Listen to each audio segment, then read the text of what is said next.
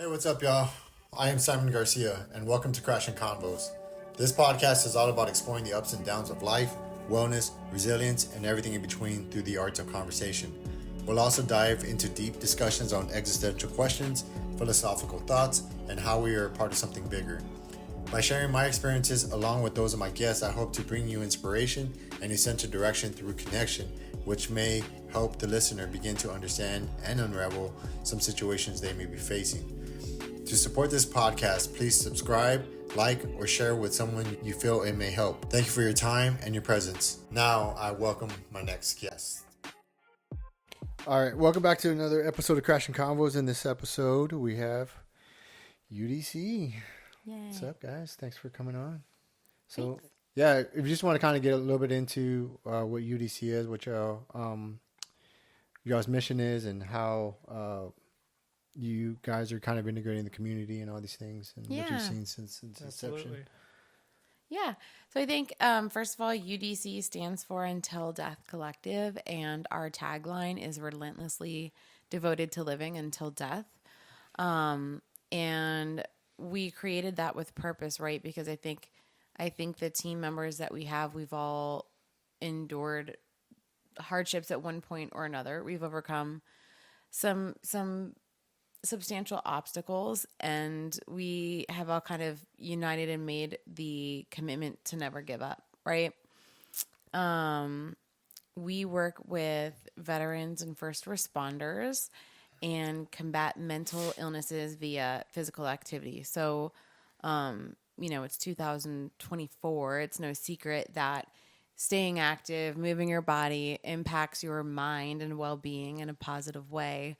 But the research coming out now on the impacts of anaerobic activity and mental illnesses like depression, anxiety, PTSD are so profound. And so we're one of many organizations that attempt to get veterans outside doing positive things like skateboarding, rock climbing, surfing, dirt biking. We have a lot of really great activities that we do. And then I think the unique thing that sets us apart from any other organization is that we leverage a heart rate monitor to incentivize our community to work out. So once you get a heart rate monitor, you're connected for life to everybody that you connect to, right? It's really easy to find other people within our community. And then we get to see how active you are all the time, which is a big accountability measure. And at the end of every month, if you earn a minimum amount of points awarded by the heart rate monitor based on your overall level of effort measured by your max heart rate, you get entered into the raffle. And sometimes we have really small, cool stuff to raffle off, like bags of coffee from some of our donors. And other times we have vacations. So it really just depends on what month we have active. But yeah, that's it in a nutshell. Nice. Yeah. Oh, I thought you were going to say something. No. Uh-uh. Anything to add, Sean? No, I would say the MyZone heart rate monitor is huge on accountability. Yeah, and that's one thing. What Ashley and I were talking the other day about the heart rate monitor. Like, for whatever reason, I think I made the comment to Sandy, like, oh, it's kind of cool. We get to see what other people are doing, working out and stuff, and that provides community around that. But that's as far as I went. I didn't think of it from the aspect of like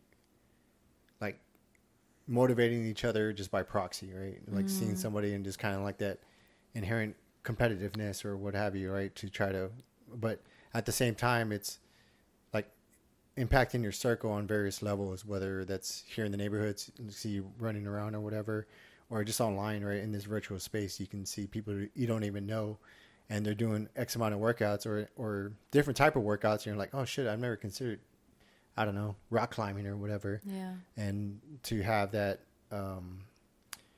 those different disciplines like highlighted to kind of, I don't know, like just change it up, if you will, and to see what, like, how, like, put some metrics to those efforts, right? Mm-hmm. I know one time we were talking, you were talking about like how you were just you pretty much dialed in like some of the movements that would like maximize some of the efforts. Yeah, I was gaming it at that point. So Me and one of the other athletes that are on the team, we were going toe to toe when I first got my MyZone. I didn't have an Instagram or anything like that, but we were going back and forth.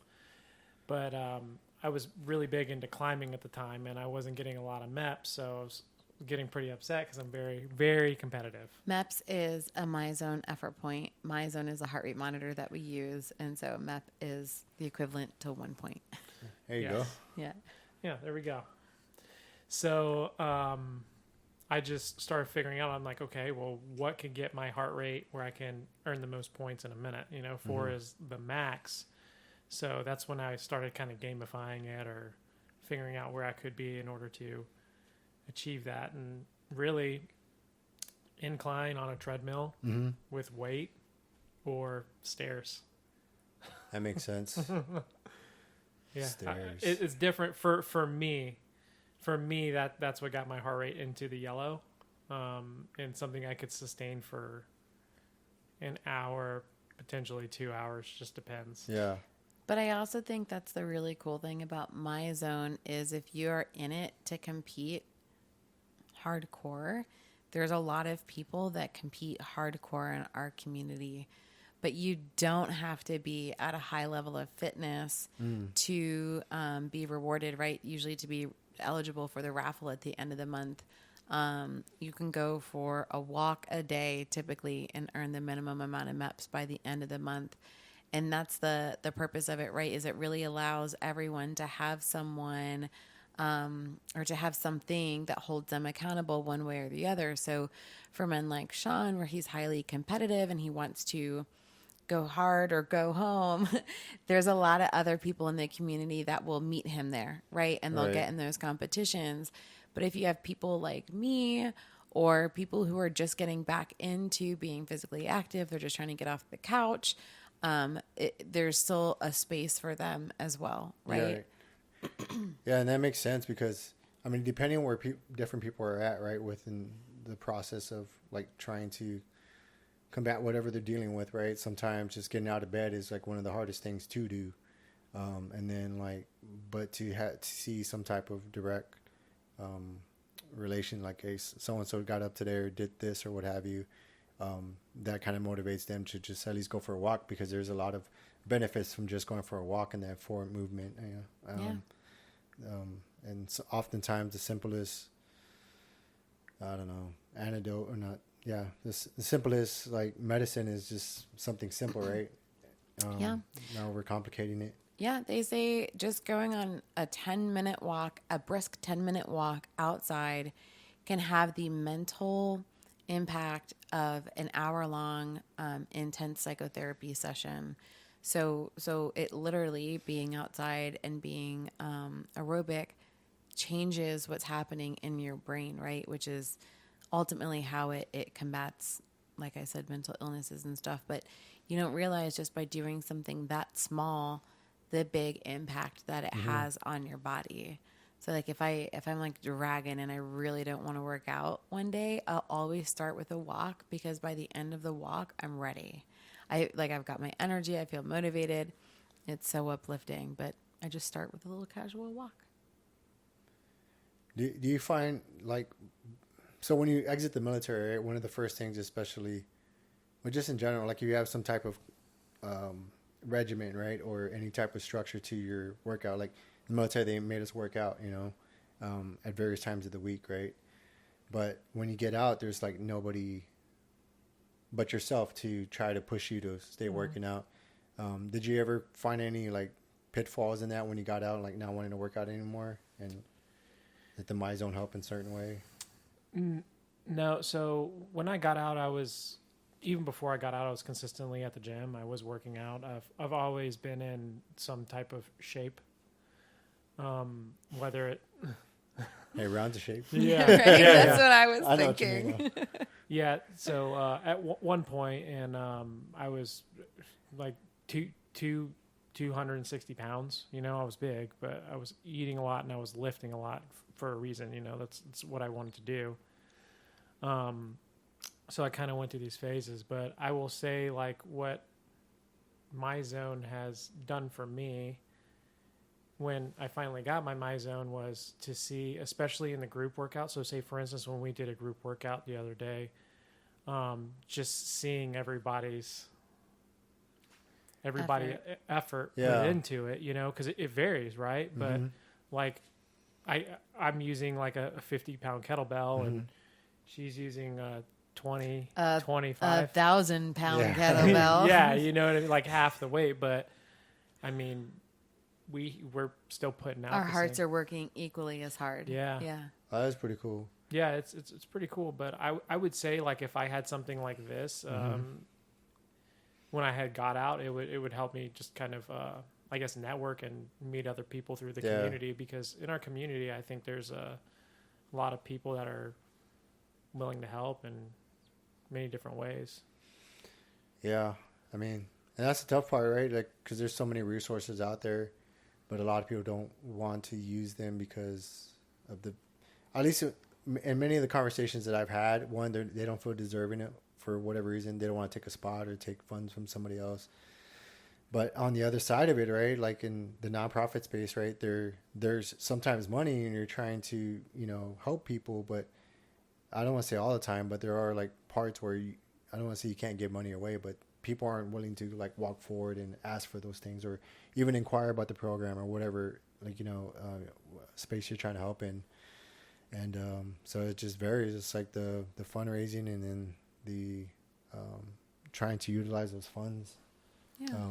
Yeah. For the right people. I also hear a lot too that people are intimidated, right? Like I get a lot of DMs like, do you have to be an athlete, like do something professional to be a part of your community? I'm like, no.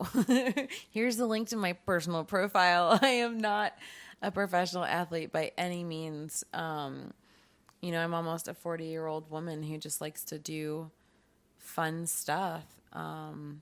And that's ultimately what we want people to do, is like do something fun, fill your cup, you know, and then the MyZone allows us to connect them with other people while they're doing it.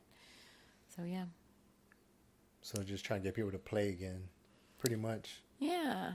Whatever. Yeah. I mean, everyone's different, right? Like we have a couple guys that love skating on our crew. They're diehard skaters, like little, they're older, but they're little punk boys still. Yeah. And then, you know, we have some people who love to surf, and then we have some people who love to do both. And we have people who would never do either, you know. Our three most popular activities that people do while they're wearing the MyZone heart rate monitor are fitness, in or out of the gym, right? But essentially it's intentional fitness, so like lifting weights and stuff like that. Hiking, and then range days. So we have, I mean, it tracks, right? Because we have a lot of veterans and police officers in our community, but they love wearing their MyZone to the range. That's cool. Yeah. So two things, like one, I haven't even dove into the stats like that. Like I didn't, but that's pretty cool to go in to see the metrics, to see like people's output, like at the group workout we did, but also at the same time to go to a range day. And I mean, unless they're running around and firing or just firing, like just to see how your heart rate is elevated, just firing a weapon. Like, yeah. Usually it would take, and Sean's the expert on this, so I'll let him articulate, but usually it takes movement in firing. If you're just laying flat firing a rifle, it doesn't elevate your heart rate to where you're getting any points, at least. But Sean gets a lot of MEPs with his at the range. Yeah. But normally I'm incorporating some type of movement, like she had mentioned. So it's whether I'm just moving or shooting or transitioning targets, whatever it may be. But I teach, and I for a company in Florida, and sometimes I'm out there for like from sun up to sundown. So I'm there for like 12 hours. Yeah, I bet. You know, and it gets hot in Florida a little bit, right? Yeah. It's a little hot. But it, like I can just see where I'm moving because I demo everything before they shoot it, and it's pretty wild just to see like how many MEPs I'm getting for what I'm doing. Yeah, yeah. I mean, I don't know. I haven't fired like that in a while. The only thing I've kind of done, and I wasn't wearing my MyZone, was just like firing on like with my bow, but it's not. I'm not like running. Well, I'm kind of jogging like across and stuff like that, but it's nowhere like 12 hours or nothing that I'm out there. I don't know my shoulder would hold up that long, but we'll see. I don't know. We'll see. I got to get more arrows. Do you guys do any archery at all? No, never. We don't. We have a guy on our team who does adaptive archery. Oh, nice. Yeah. But I don't think it's something that earns him a lot of MEPs because, right, you're trying to find a little bit more peace when you're shooting an arrow. From what I understand, it's that like slow breath, pulling the thing back, and then like finding the stillness before you release. So I don't think it's something that gets you too many points, unfortunately. Yeah. I mean, I haven't even tried it, so I don't know. I kind of enjoy that, but it's also that same thing, like keep finding different things to do and try to get better at. And archery is one of those things. And kind of what we were talking about earlier, like, I don't know, it's interesting to see like how, I don't know, like the more each day that kind of goes by, the more we kind of get away from like, you know, finding and sourcing for our food, right? Yeah. And so it's like, I don't know, like hopefully I'm not trying to say it's easy, but at the very least, if I can learn how to fire a bow in the most basic situation, say all the bullets are gone or whatever, like how am I going to hunt for food, you know? Yeah. And it's just like trying to get back to the basics I was talking about earlier, like bushcrafting, how to start a fire in the elements and all these things, right? Or just, I don't know, like set up a tent in these different places. I know I kind of wish we would have had the My Zone when we did Lost Lake last year in New Mexico. I was like 7 miles of climbing, and then you get to the top, and then it's just beautiful. But we've only done that trail twice, but this time it was the weather just changed at the top, and we just pretty much froze our asses off and like got wet and lightning and everything. But I mean that was pretty cool. But I was curious; it would have been nice to see like just the metrics of that, right? Like that experience and stuff like that, like especially being in the cold. Yeah. You could also look at your I don't know if you do this already, but if you look at your MyZone when you're working out, like I mean, it tells you a lot as well. Nice. Like especially like in between sets or whatever you're doing, like you can be like, wow, I actually recovered fast today. Or you can judge whether it's going to be a good day for you working out or if it's going to be awful. Yeah. If your heart rate jumps up while you're doing air squats, typically it's not a good sign. Right. Yeah. Yep. So how long? Oh, you guys been in the nonprofit space for like 3 or 4 years now? Yep.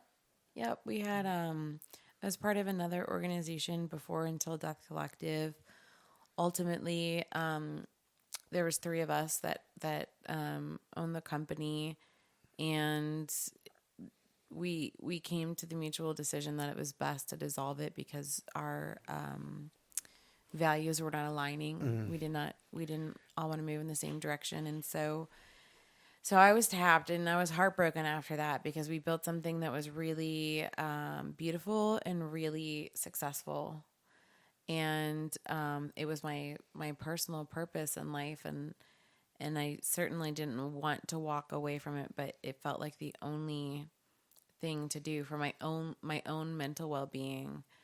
And everything kind of came apart at the seams while I was working overseas, and the amount of people that just reached out to me personally and was like, fuck this, like you're going to keep going. Yeah. What is next? We're in your corner. That's pretty cool. Yeah. And I think I said something to the effect of like, I'm not giving up, man. I'm going to do this until like they put me in the ground, like until death. Like we are going to fight for this cause.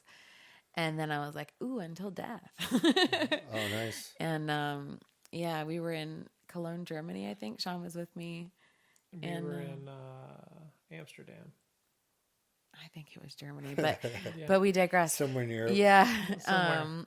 And I immediately thought of, like, I just saw it, like the logo. I drew it on a hotel pad and sent it to a graphic artist. I'm like, make this look cool. Nice. Yeah. And, and UDC's been formed now for 2 years this June. 2 years this June. Really? So next month. Yeah. So there's probably a lot of lessons learned along the way from that. Like, what are the good things and the bad things? Well, not the bad things, but just Oh, There's I two can have sides to plenty it, of right? bad things. Yeah. I would say one of the hardest lessons that I continue to learn is you can't trust everybody. Not everybody has the same intentions that you do. And yeah, you just have to be careful who you align yourself with, right? Integrity is one of my personal core values. And I not to say that I'm perfect by any means, but I stand strong in my decision not to align my business with companies that are questionable, right? So what we've seen too many times, unfortunately, is countries misappropriating funds, Companies. organizations. You said countries. No, I didn't. I heard countries. Oh, well, That's all right. I know what you meant. you guys are both high. Hey, I do this shit all the time. I'll mess up here shortly too. Companies misappropriating funds. I thought countries was kind of cooler, you know? Yeah, I was like, oh, dang, this goes deep. Yeah. Seen a lot of embezzlement. People who say they're 501c3 and they are not. Yeah, so that's been so now I'm very committed to doing due diligence, right? It doesn't matter how many people vouch for someone. I'm like, give me your DD 214 if you say you're a veteran, and I want to see your nonprofit status. So that was a lesson learned the hard way, but I think the good far outshines the bad, and the best thing to come from the previous organization and this organization is the community, like the people, which is how ultimately we got connected to you and everybody else that we've been hanging out with in Texas. And it's, it's powerful, and it's become so much more than just a nonprofit or trying to help veterans and first responders. That's still very much a part of what we do. Mm-hmm. Sorry. That's good. You're human. It's all right. But we encounter people going through some really hard times in life, and to watch the people that we've met like surround each other and lift them up and make sure that they are rallied behind, and that they know that they are not alone has been it makes me tear up. Like it's really awesome. Yeah, I bet. I mean, this is not a space that I knew of, like prior to leaving the military. Like I knew there was a lot of people that enjoyed volunteering, but a lot of times, at least from my perception, it seemed like they were volunteering for the wrong reasons. If that makes sense. It was usually for like a bullet or something. But with that, like when I got out, like like I say, like everything happened in reverse for me. Like I bought a mountain bike and started riding, and just slowly but surely started to find people, right? And like good people generally. And that's how I met Jonathan, through another veteran, and I got invited to a trip, and all these things that had happened. But like the space of generally, I kind of view people that are in this space as healers. I mean, in a different facet, right? I think everyone has with the right. I would imagine the people that are with the right intent and like generally trying to push or help or share or something in some type of way, whether it's a story or like a piece of information, education, or what have you, right? I came across this or whatever my experiences. And that's not something I would have expected when I retired, right? I just bought a bike and started hanging around good people, and I just slowly kind of started to, I guess, open my eyes to the idea that there are like generally good people trying to do good things, right? Because I mean, maybe it's just the worldview I had or life experiences, but I always kind of wonder, like, are they really like that, or are they just pretending to be that way, you know? And more often than not, I think I can usually figure out like who's what or what's what, right? But at the end of the day, like we all have our biases, right? And our blind spots of like what we may or may not see. So that's usually like checking with somebody else, right? Like just getting like a vector of like, that was kind of weird. What was that about? Or whatever, right? The situation is. But that's generally like having those people that you can trust that will tell you like, hey, watch out for this or whatever. But not with the malicious intent just to talk shit. Like we're just gossiping here. Yeah. But yeah, it's again, like I genuinely enjoy going out to help Nina out, right? Because it's fun to me to go out there and work and I don't know, like before, like when I was drinking and stuff, like I normally didn't have the space for that because I was either waking up hungover or like trying to do whatever the next day, right? Not to say I was drunk all the time, but just in general, right? My weekends, I fell into that cycle, right? That's culturally accepted and on various levels, football, those things, right? And I'm not talking trash because I enjoyed. There was a lot of community within that. It's just most of the time that community or the community in general resulted in something after a certain amount of hours or what have you, right? Just people shit coming out at the wrong time and trying to babysit and all these things that kind of come around that. But anyways, like it happened in reverse, stopped drinking, and it was just like, well, it was more so like, I'm going to put this to the side, so I can figure out my shit, what's going on, because this isn't normal. Like, and I've talked about this before. I'm not trying to make it about me, but I think the experiences are relative to get people a understanding of like a baseline, right? Like, where's that coming from? But it's more so like I had an attempt, right? Because I became impulsive when I drank, right? Yeah. And to not even realize that was one, and then to have somebody like, hey, this was an attempt. I'm like, no, it wasn't, because you're minimizing it, right? Like, well, I didn't do this or that, I just did this, but to kind of highlight that and be like, oh shit, like, let me take a step back and figure out what the fuck is going on. And to kind of really buy into that process, and then to try to highlight things that you find about yourself that are not pretty, right?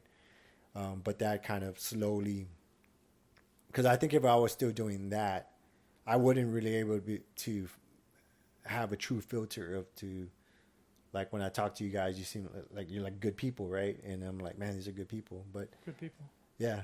But like on the other side of it, right? It's like if I probably still had those optics, right? Those other things, I maybe would have been not so aware of it, right? And just kind of just been like, I don't know, some type of way about it, or have my perceptions of it or what have you.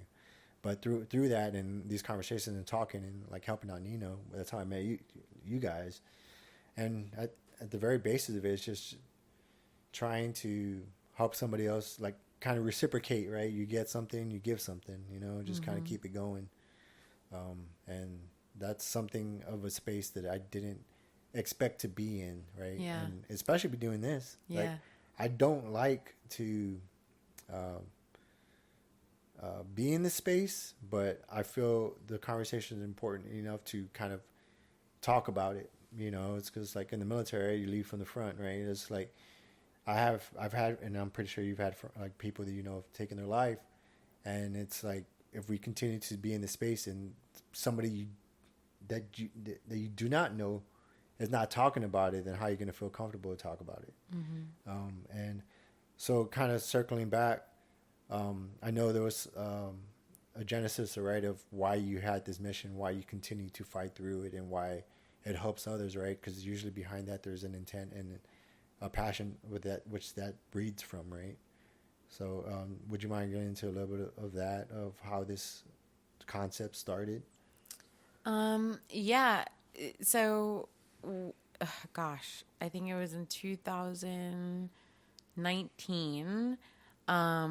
I had just graduated CTI, and up until that point, I had been volunteering with professional athletes who were no longer a part of their sport. And so just doing like a little bit of coaching work with them in terms of how to transition out of the sport, but it became like painfully unfulfilling for me because it was like there was a lot from my experience, it felt like there was a lot of like missing gratitude, right? Even though the experience that they had was ending and there was a new identity that needed to be found, there was like no gratefulness for everything that they had achieved and received during their their profession. And so it just was something, that was starting to weigh on me more than reward me.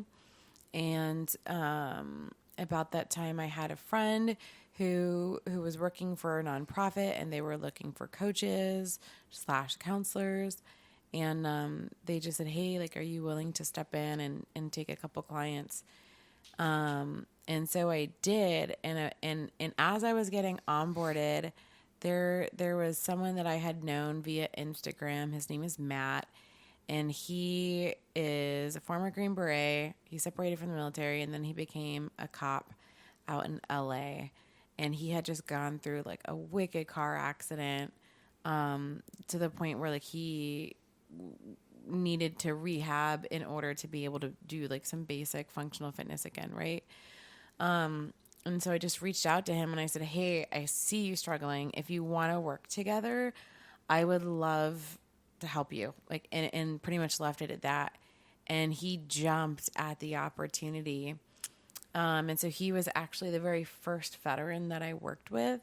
And I think I said, let's do a 3-month program, but we ended up working together for a little bit over a year. And he has a healthy following, and he spoke so highly of what we accomplished together. All of a sudden, like, my door was, the floodgates opened, right? Like, but it was all volunteer work. So it was really interesting in finding ways to balance this on top of my travel and work schedule, but we made it.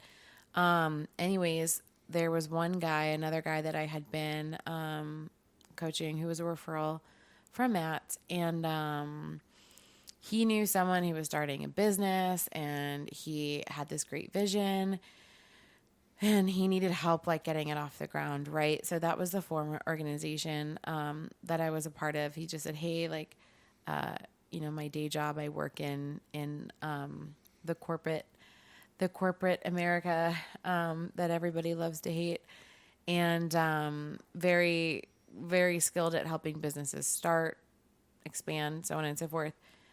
So we connected, and he just said, what is it worth to you to join me in this adventure? And I'm like, count me in. Yeah. That's all I needed. And, that was the start of that organization, and it was profoundly successful. And ultimately it laid the foundation for Until Death Collective, because once it dissipated, the community was still hungry for what we were giving. And so that's it. A lot of our community members just transitioned over to UDC and have helped us continue to grow in this space. Yes.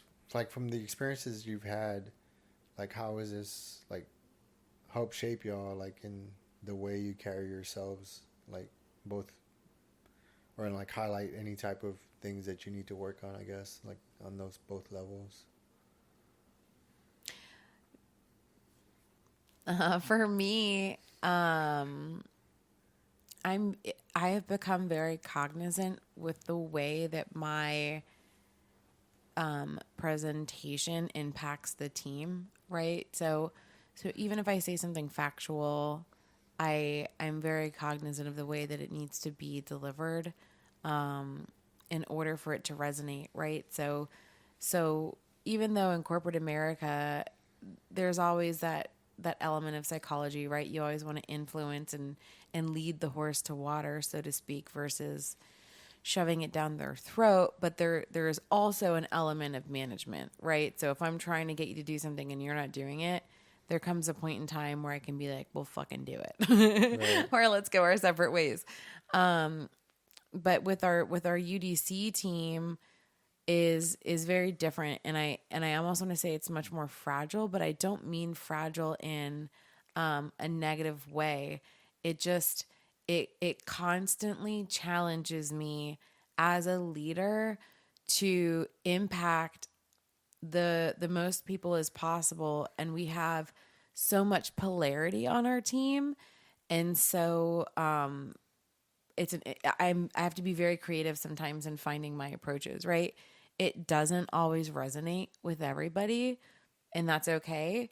because it also really forced me to be very comfortable in saying goodbye when it stops being a good fit. And in most instances, nothing is a good fit forever, right? And we've said goodbye to some former athletes with nothing but love, right? And we're still close friends with them, and it's peaceful, and I really value and appreciate that. But yeah, I would say it's, for me, like, my biggest area of growth has just been in my leadership. What about you? Man, that's something I really have to think about. It's fine if you don't know. Yeah, Like, Okay. I noticed that's one of the things that it is hard to do is like I found I was talking to Sandy about this yesterday, like letting go. Yeah. Like it's the same thing in the military, right? Like you think that the shit's not going to be done because you have this thing that you do, and you think that nobody can do it better than you. You know what I mean? And then it's like having to let that go. And I'm finding that more and more just with even like now, like, do I still bring this along? Or is it time for it to allow this to go? Or like, as it ran its course, as it had its season. Yeah. And it's just various things, whether it's relationships, whether it's,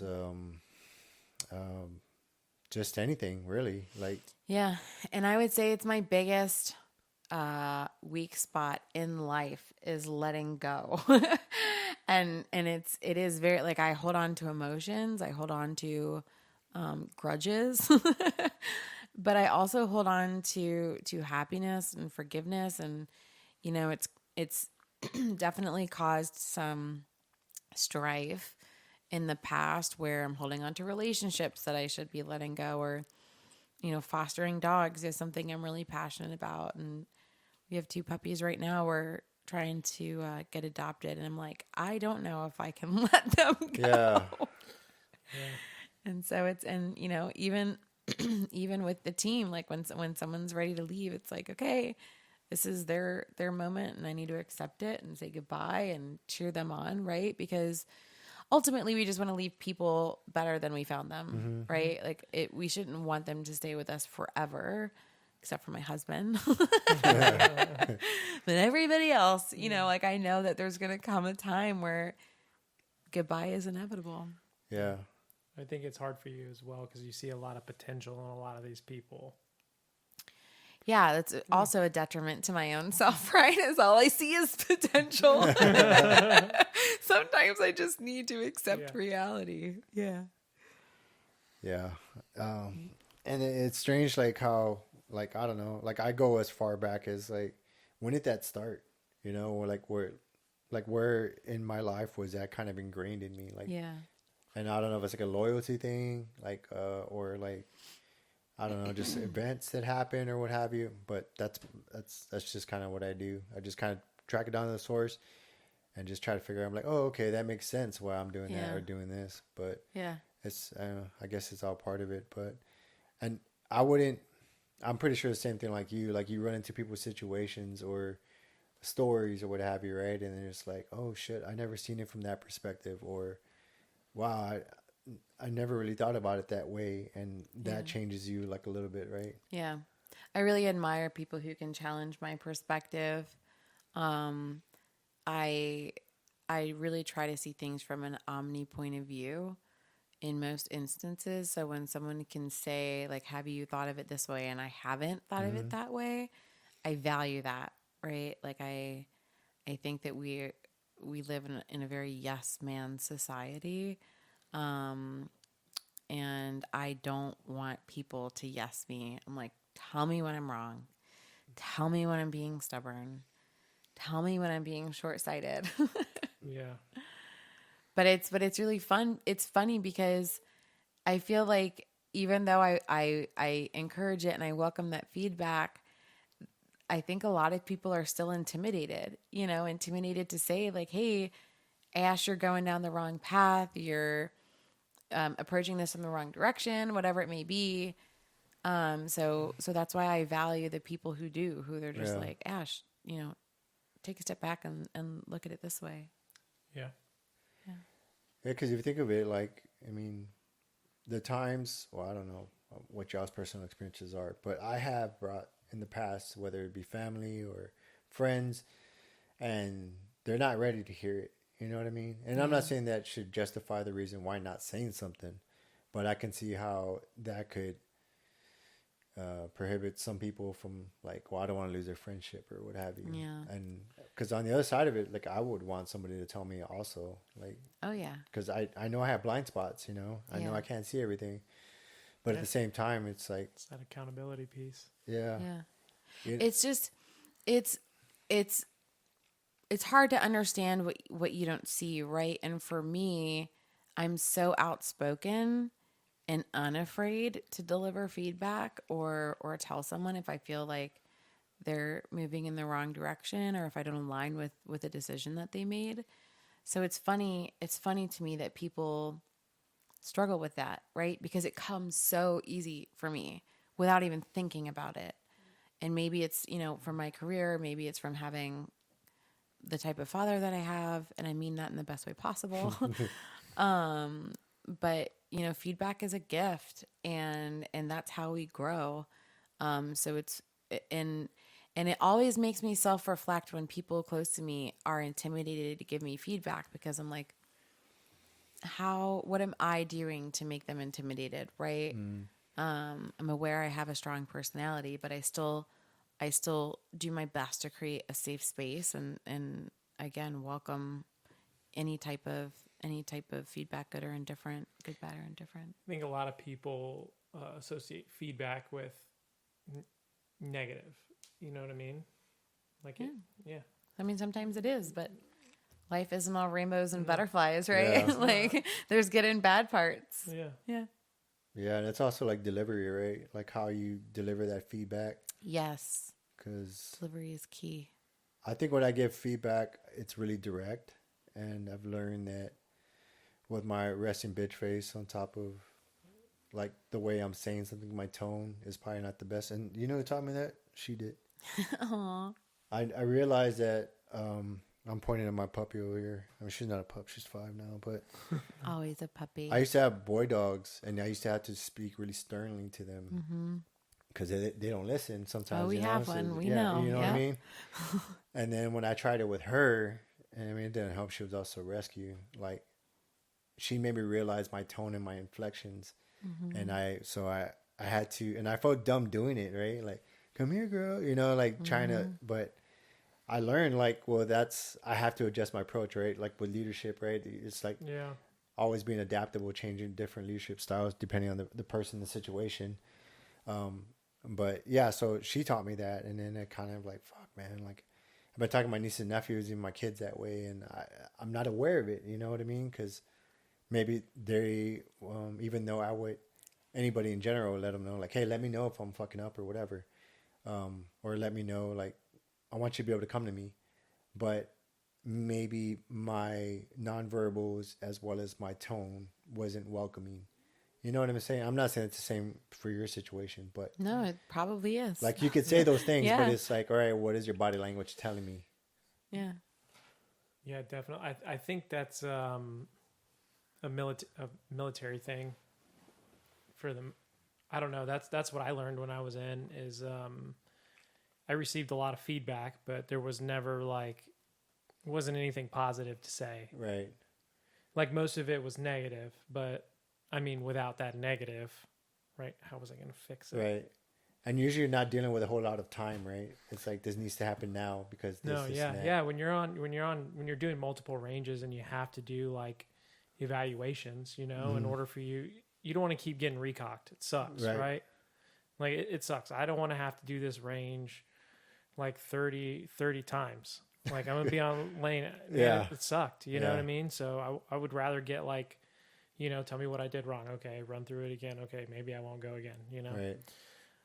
But definitely the military was the one that for me, that's when I started noticing it. It's like, please give me tell me where I'm fucking up. Like, right. Let me know. Give me that feedback. Yeah. Because at some point you're like, I want to get better, right? But I think it's easy to not be aware of that. Like in your case, right? Like you said, you're really direct, but some people may perceive that in that way. But Yeah, I mean, at the end of the day, I mean, I would want somebody to tell me what have you, because again, like I'm not perfect by any means either, and I fucked up a lot. I was telling Sandy the other day, like I failed a lot. Like even and I'm realizing this now. Like when I went to bike mechanic school, like the amount of information I had to. I mean, granted, you're working on a bike, but it's like a bicycle. At the end of the day, it's a bicycle.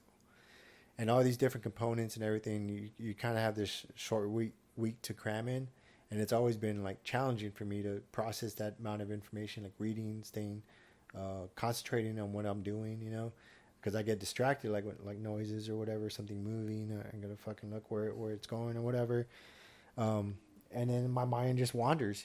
It's just like it's hard as a human, at least for me, just to sit down in a room and just concentrate on a piece of paper, and so either way, like it sucks, but I think it's important. Like when you fail, it teaches you like, fuck, I need to try harder. It checks you in whatever way. And it's interesting how some people are afraid to fail. And on the other side is like, I'm not doing it intentionally. It just fucking happens. And it's just like, people after the test were like, did you pass? I'm like, nope. I'm pretty sure I didn't. It's not that I wasn't trying, but I was fucking trying. Like, and I retook it again and I passed it. But either way, I mean, it's just those things, right? Like that, just, I don't know, you're not aware of until you're aware of them, Yeah. But how you guys feeling with the food? You guys good? Yeah. It's good. I feel Delicious. good. Yeah. So I hope you tell me if I need any constructive criticism on I the way I will. cook the meat or anything. That's Something I do welcome. I tell people. Yeah, of course. I would tell you, I assure you. I would be the one. The whole so I was raised in the South where like everything was deep fried, and I was a painfully picky eater growing up. So Chicken nuggets and mac and cheese. yeah, pretty much chicken nuggets and mac and cheese, hot dogs. Yeah. Hamburgers. And if my mom cooked something like I'll never forget chicken tarragon, I'm like, I'm not fucking eating it. But yeah, anyways, all to say, I married half of a Puerto Rican over here, and his cooking is so flavorful, but like I never ate rice ever. Like I did not eat rice before I met my husband. And I'm pretty sure we eat it every single night now. Almost. Yeah. Nice. And but I like it, right? But growing up, I would die before I ate rice.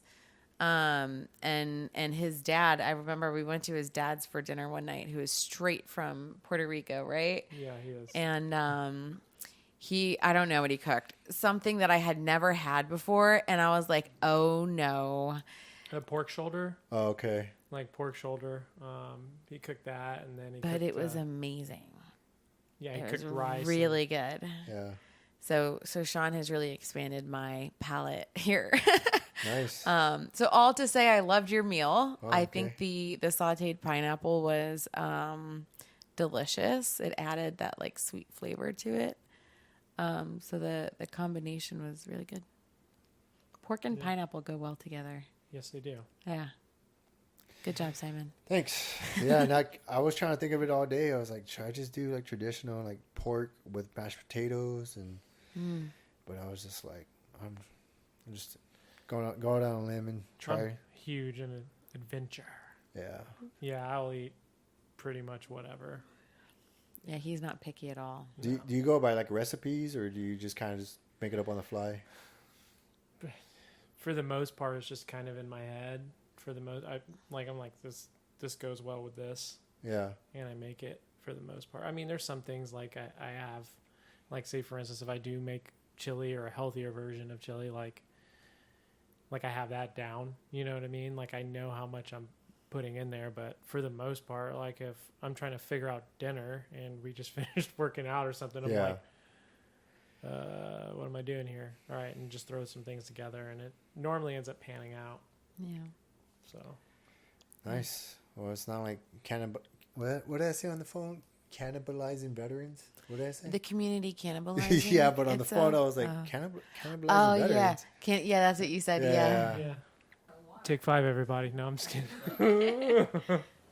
So I think So that would pretty much be like chalking it up to like some of the things that you're kind of been seeing within, and I think I've talked to you about it before too, about just like other nonprofits or organizations, like you're kind of stepping on their turf. yeah, I think it's just a mixture of a lot of things. Like a turf war for the most part for the wellness area. Yeah, Wellness like space is pretty well, we've encountered both, right? We've encountered organizations that with a similar mission who are more than excited to collaborate with us, and then organizations who just throw stones. It's like at the end of the day, I have no idea what I'm doing. I don't think any of us do, right? Like we're literally all just doing our best. And I think it's just interesting to me when someone deems any organization, not mine, but any organization, as like, oh, that's dumb or that's stupid, as if it spawns from a good place. You know what I mean? So it's a really interesting space, I would say. And like I've heard, and I'm not gonna like name drop anybody, but I've heard people be like, well, we can't do something with them because they have the same mission or they help the same people. And I'm like, isn't 2 people trying to help the same demographic more powerful than just one person? Yeah. It's basic math, right? And I know like everyone's competing for money, but like, here's the thing. If we were the only organization who taught people how to skateboard, right? And someone came and had a bad experience with us, because it happens. And then they have nowhere else to turn, right?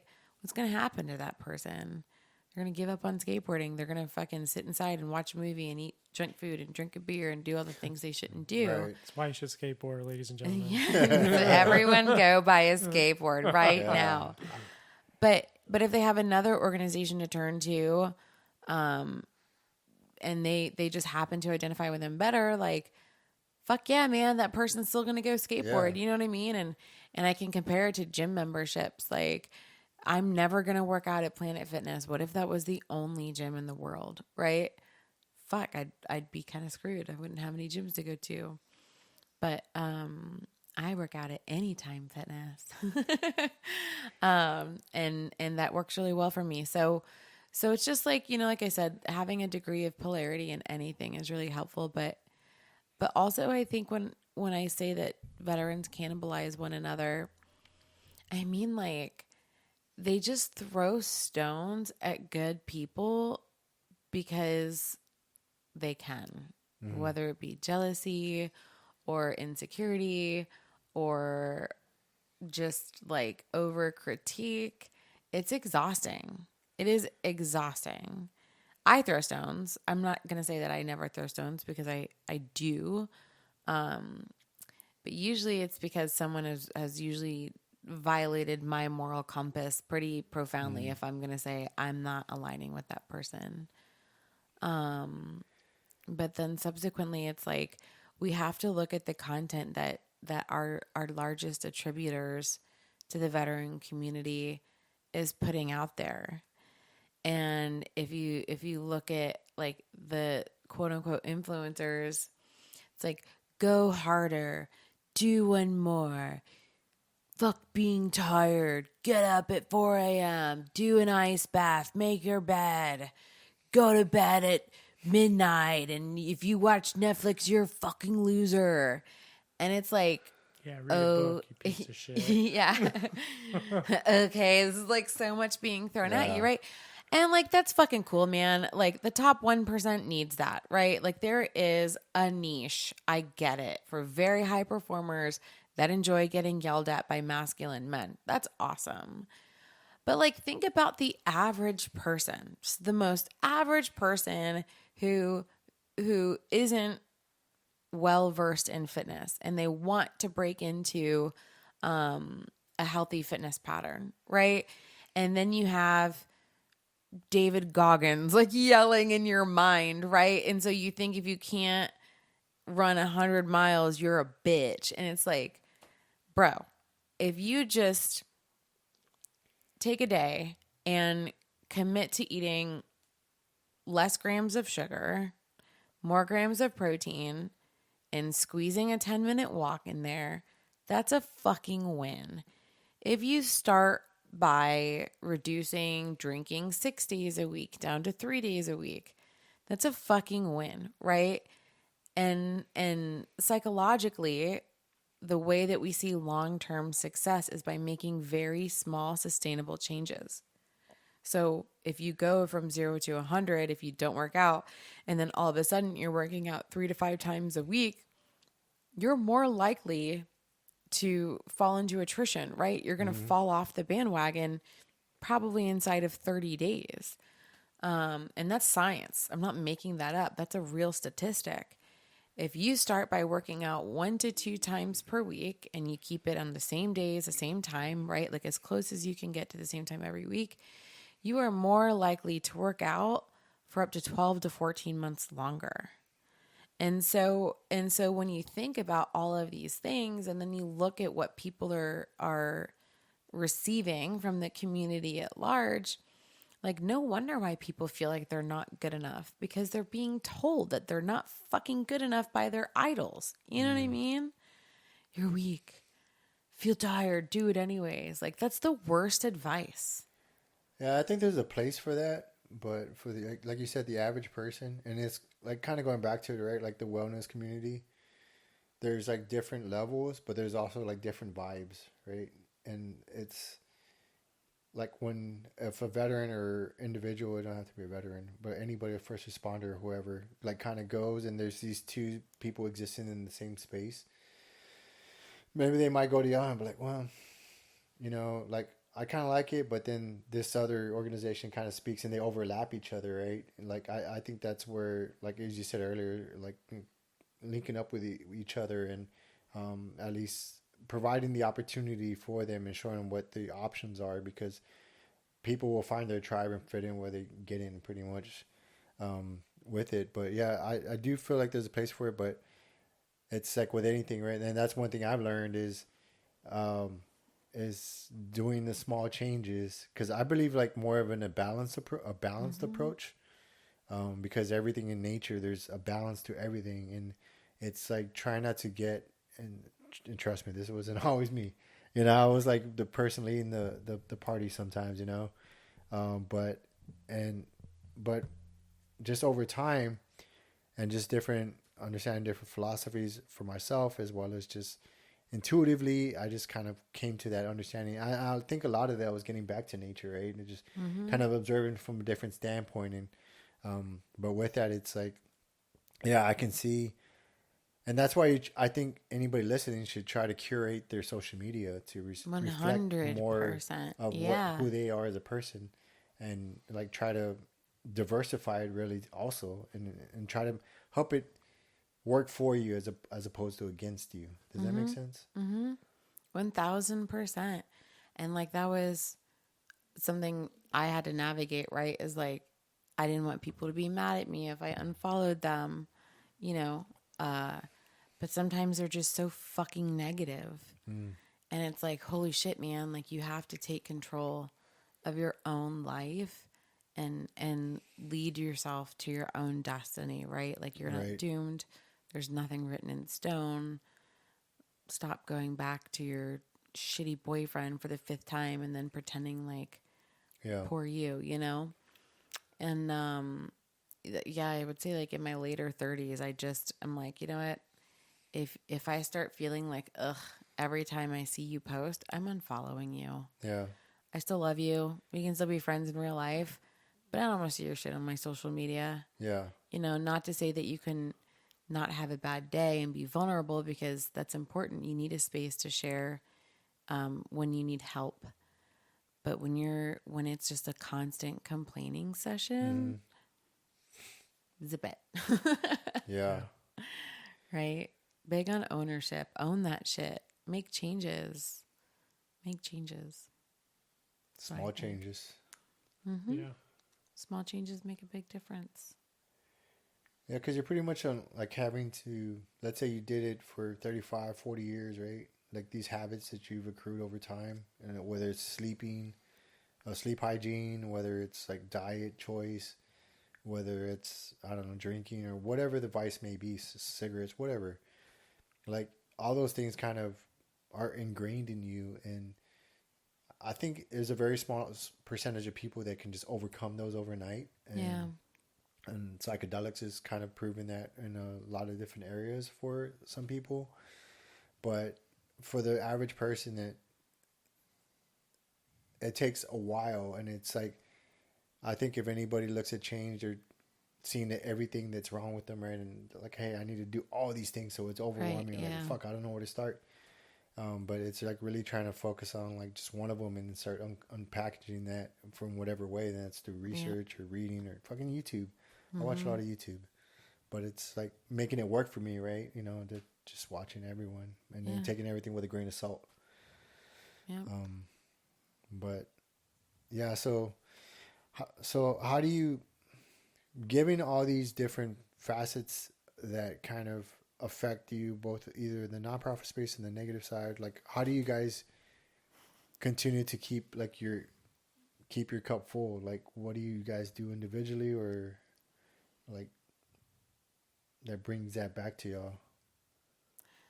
Well, most of what we do in the nonprofit is very fulfilling, which is why we have this nonprofit, because we love to do all the things outdoors, right? Skating, surfing, hiking, shooting, all those things. So when you get to do it with friends, it's even better. So that's very fulfilling for us. Yeah. And then for me, I get to travel for my job. So that's really amazing. It allows us to travel together sometimes, which is my ultimate favorite thing in the whole world, right? Is the ability to pick somewhere and go with my best friend. So, yeah. And when I need a break, I think I've become better at just being like, I need a fucking break. At work, in UDC, in working out. Like, if I need a rest, I've learned to rest. And I feel like that's why I'm so passionate about don't listen to people that tell you not to take a break, to ignore your body when you're tired, because like any time that I have pushed through exhaustion, that's when I really start to have like mental health crises. You know what I mean?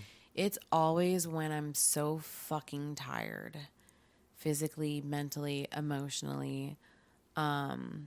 My poor husband can confirm, like, sometimes it's like, babe, like you gotta unplug and just chill, you know?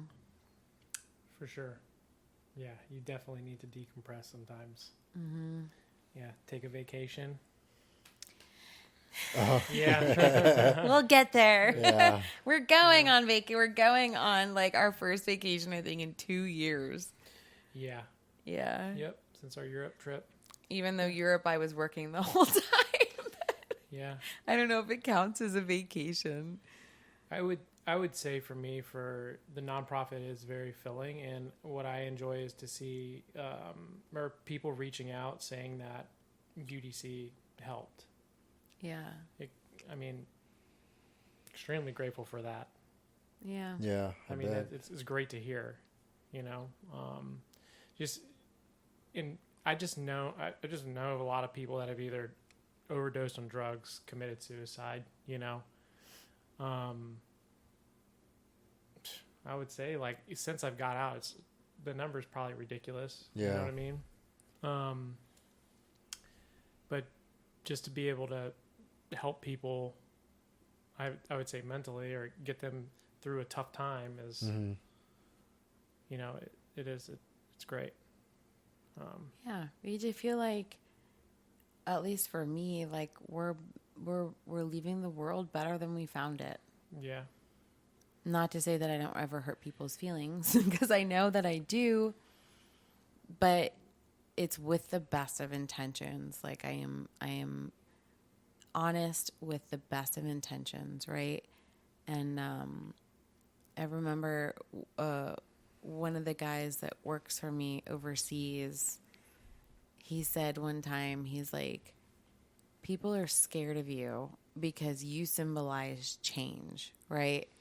And he meant this in a work connotation, meaning that typically if I'm coming into your business, shit's about to shake up, right? But I think it was one of the most profound things that or one of pieces of feedback that anyone had ever given to me, because I'm like, I think I do inspire people to change in healthy ways, right? Like even if I look back on my time working with veterans, we were working through bad habits and things that needed to evolve. You know, our whole mission at UDC is, it's not to save the world by any means, but it's to inspire other people to take action and change their circumstances. I believe that we have so much more control over the life that we lead than we realize, right? It's like very Tony Robbins-ish. And he's very fluffy and very wooey, but holy shit, did he say some like really good things? Yeah. I think. Yeah, he does. Yeah. Shallow Hal just came into my head when I said that. Be gone. Yeah. Yeah. Yeah. That's a good movie. Yeah. And then I fill the rest of my time either working out, dry firing, or yard work. I was going to say mowing the lawn. Yeah. Yeah. I've got to that phase in my life, you know. Yeah. Look at the lawn, I'm like, man. Yeah. It's some people, whether they realize it or not, are more taxing on energy than they're aware of. Yeah. And but with each person, right, and especially in the space that we're in, and it's not talking shit about anyone, because I'm pretty sure I used to be that person also, and I probably still am sometimes, you know, when I get in my moods or whatever, right? But with that, it's like guarding yourself and like establishing boundaries, whether it's taking the time or getting off social media or these things, because I feel like even that energy exchange and like just being on your phone is just taxing, right? Because your eyes are just going, and you're I mean, people are addicted to it for a reason, right? Because they know what they're doing. All these bells and chimes and the scrolling. Yeah. I'm pretty sure y'all seen what is it? The Social Dilemma. Social Dilemma, and all those things. But it's, for me, like I'm starting to get better at that, and I really enjoy being in the space, and that's not like something I never really expected. Like when I tell people, like when I take them out on the trails and stuff, it's like I really enjoy just being out here, even if we're not. Because a lot of people's concern is like, I don't want to slow you down, or I don't want to be left behind, or all these things. And I'm like, no, like I seriously don't mind just being on the trails and just hanging out and just chit chatting or whatever. But with that, it's also being more mindful, because it's usually like when we do like a retreat or something, and there's like a ton of things that we kind of leave away from, and we have this amazing connection and talking and just bullshitting and just kind of just riding together. So it's like physical activity, the mental activity of it, like doing all the things, coordinating and like cooking and all these things, right? And it's all good, but then there's like an adrenaline dump when you like come back off a retreat, right? And whatever asset, like, or whatever place that is. And it took me a while to kind of understand what was going on, right? Because we come back from a trip and it's all these things. I'm like, why do I feel like this, you know? And it's just again, it's not, it's just your physiology is like taxed out, right, on various levels. And it's just like, all right, well, what could I do? It's being proactive with it, right, as opposed to just being like, this is just what happens, this is my life, right? And I think that it's easy to get in that mindset, because it's an easy mindset to be in, right? Like it's like like identifying what your diagnosis or what have you, and it's the sum of symptoms that somebody, you know, puts you in this box, right? This is what's going on. It helps you understand what you're doing, right, or what's going on with you, right? But at the same time, and I've had therapists in the past, like, this is going to be you the rest of your life, and it is to a certain extent, right? But it's not like with the concept in mind. And at the end of the day, people do what you want. Like, you know, I'm not talking about you, but at some point, I felt like pharmaceuticals for me, or like medicines, like I didn't know where my baseline was anymore. But people, or professionals, right, based off of the paperwork they see, it's like, this is you're gonna have to be on this stuff for the rest of your life, right? And they're just putting these life sentences on you, like, and putting you. And so I started to, looking back, I started to identify with what was being told to me. Yeah. And I think it's really easy for people to fall into that trap, and then there's no way out of it, right? So they don't feel like they should be held accountable for their actions of what they do, because they just chalk it up to it's because I have this, Yeah. and whatever, and it kind of gives people an excuse to. And I'm not saying that it's not more prevalent with some others than it is in other people, but there's a spectrum of it, right? Like some people deal with a lot more aggressive symptoms, like TBIs and stuff like that, right? And some of it is involuntary to a certain extent. But I do feel like that, because I started falling into that trap too, like where I would act a certain way and I wouldn't apologize for it because, well, one, I didn't know I was doing it, but it was just like, I felt like some of my symptoms were at times easier to chalk it up to, like, it's because of this, that's why I acted that way. But at some point it's like, that's not realistic, right? Because nobody wants to be around you, you know, at least for me, nobody wants to be around you. Like, it's this thing that I'm doing, and then before it, you know, it becomes a habit, and this habit becomes, I don't like to use the word toxic. I feel like it's fucking been overused, and you hear it everywhere. But it does create this, like, negative environment, right? Yeah. And it's like, all right, hold on, let's pump the fucking brakes. Like, what's going on? Like, how do I stop doing that? Because I don't like being that person, because I don't like what comes after it, because I feel like a dipshit afterwards, right? And like, how do I stop this cycle, right? And it's like, understanding, like, what's happening before that, whether you're hungry or, like, you're paying bills or, like, whatever it is that kind of leads to that place, right? And it sounds like that's what is that like one of the things you guys come across within the program, like when you guys have a retreat or what have you, that there are people that kind of exacerbate? I know that's a tough question, so I'm trying to, because I do feel there are people that genuinely, that happens, they don't realize it, but then there are some that kind of telegraph it. I would say it's not only at retreats, it's at events too. We'll have, or just even having people over, sometimes people will just kind of broadcast, and even giving them feedback, you know, or suggesting them, hey, have you tried this or something like that? You know, they kind of revert back to what you were saying. Oh, well, I have this, I can't really do that. Oh.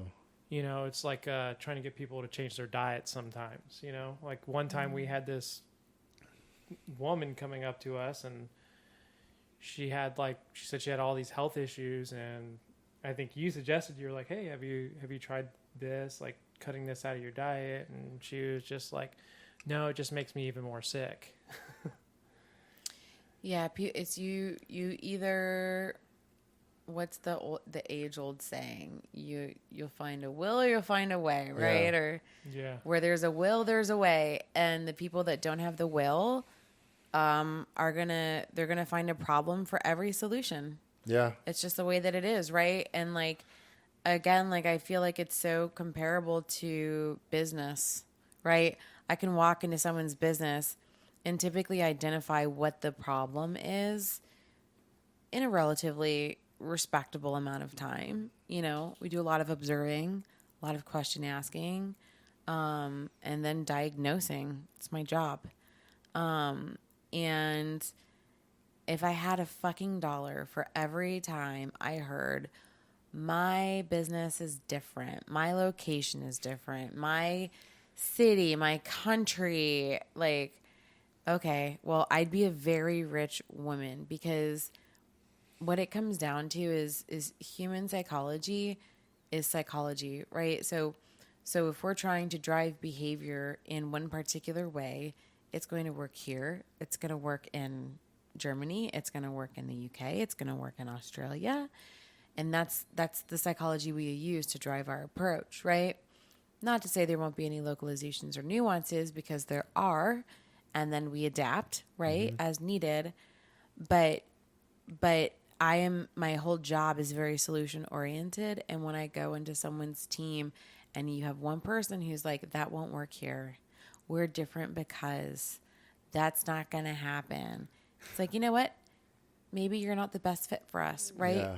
Prove me wrong. Like, first and foremost, in any aspect of life, if I'm giving you a suggestion, prove me wrong first, right?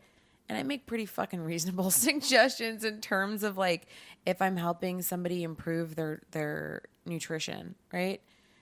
Eat less sugar, eat more protein. That is a pretty damn general statement. Right. And you could find that on Google if you Googled how to improve your diet, right?